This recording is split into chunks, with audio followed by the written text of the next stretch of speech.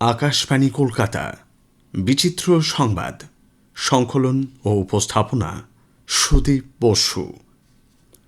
গরম গরম ধোঁয়া ওঠা পেটাই পরোটা খেতে ভালোবাসেন অনেকে। ঝাল ঝাল আলুর দম বা ঘুগনির সঙ্গে তো জমে ওঠে খাওয়া দাওয়া। বন্ধুরা, জানেন কি, এই পেটাই পরোটাকে কেন্দ্র করেই উৎসবে মেতে ওঠে নেধোয়া গ্রাম। পশ্চিম মেদিনীপুরের সবংয়ের গ্রাম নেধোয়া। প্রায় গত 7 বছর ধরে এখানে হয়ে আসছে পেটাই পরোটা উৎসব। নেধোয়া গ্রামের হরিমন্দিরে প্রত্যেক বছর ভীম একাদশীতে পুজো হয়ে আসছে। হারু বৈরাগী নামে এক ব্যক্তি প্রায় 250 বছর আগে মহামারীর হাত থেকে রক্ষা পেতে ও গ্রামে গ্রামে হরিনাম সংকীর্তনের প্রচার করতে এই মন্দিরের প্রতিষ্ঠা করেন। যেহেতু এই পুজো একাদশীতে হয়, তাই এলাকার মানুষ অন্ন প্রসাদ খান না। আর সেই কারণেই এই পেটাই পরোটা উৎসবের রীতি চালু করা হয়েছে। এই উৎসবে যোগ দিতে বহু মানুষ প্রতি বছর এখানে ভিড় জমান।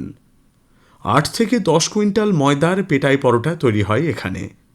4 থেকে 5 হাজার মানুষ একসঙ্গে বসে এখানে পরোটা খান। মূলত গ্রামের মানুষ একত্রিত হয়ে এই রীতিটিকে চালু রেখেছেন। তারা নিজেরাই অর্থ দিয়ে উৎসব করে থাকেন। পরীক্ষা হোক বা চাকরির ইন্টারভিউ, সময় মতো পৌঁছতে না পারলে বিপদ। কিছু কিছু প্রতিষ্ঠানে সময় নিয়ে বেশ কড়াকড়ি থাকে। ঠিক সময় না পৌঁছলে ঢোকার অনুমতি মিলবে না। তবে পৃথিবীর সর্বত্র এই নিয়ম মানা হয় না। এমনও এক জায়গা রয়েছে যেখানে সময়ের অস্তিত্ব নেই বললেও ভুল হয় না। শুনতে অবাক লাগলেও সত্যি। এখানকার বাসিন্দারা সময়ের ধার ধারেন না। যখন যা ইচ্ছা তাই করেন। ইচ্ছে হলে ঘুমন, ইচ্ছে হলে খান। বেড়াতে যাওয়া, খেলতে যাওয়া সবই চলে খেয়াল খুশি মতো। কথা বলছি সোমারয় দ্বীপ সম্পর্কে। উত্তর ইউরোপের এই দ্বীপ নরওয়ের অন্তর্গত। খুব বেশি মানুষ এখানে থাকেন না। মেরিকেটের সহচারিক বাসিন্দা। তারা কোনো ঘড়ি ব্যবহার করেন না। এখন প্রশ্ন হচ্ছে, এমন নিয়মের নেপথ্যে কারণ কি?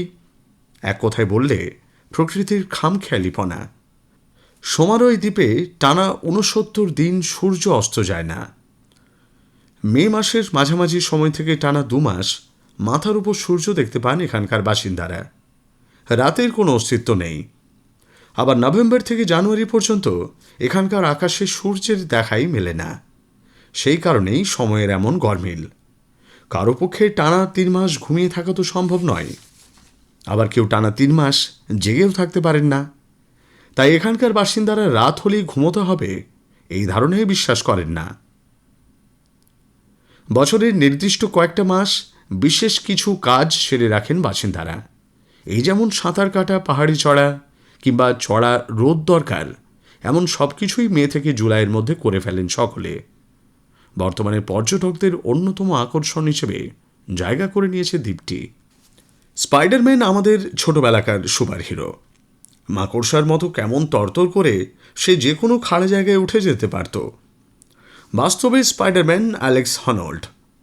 এই তো কদিন আগেই পরিষ্কার আকাশ আর ঝকঝকে রোদের মধ্যে তাইওয়ানের রাজধানী তাইপেতে কয়েক হাজার মানুষ টান টান উত্তেজনা আর উদ্বেগ নিয়ে ওপরের দিকে তাকিয়েছিলেন। তারা দেখছেন অ্যালেক্স হনল্ড খালি হাতে একটু একটু করে আকাশচুম্বী এক ভবনের দেয়াল বেয়ে ওপরে উঠছেন। ভবনটি তাইপে নগরের বিখ্যাত তাইপে 101। 101 তল বিশিষ্ট সুউচ্চ এই ভবন বিশ্বের সবচেয়ে উঁচু ভবনগুলির একটি। স্থানীয় সময় সকাল 10:43 হ্যানল্ড 1167 ফুট বা 508 মিটার উঁচু ভবনের চূড়ায় পৌঁছন।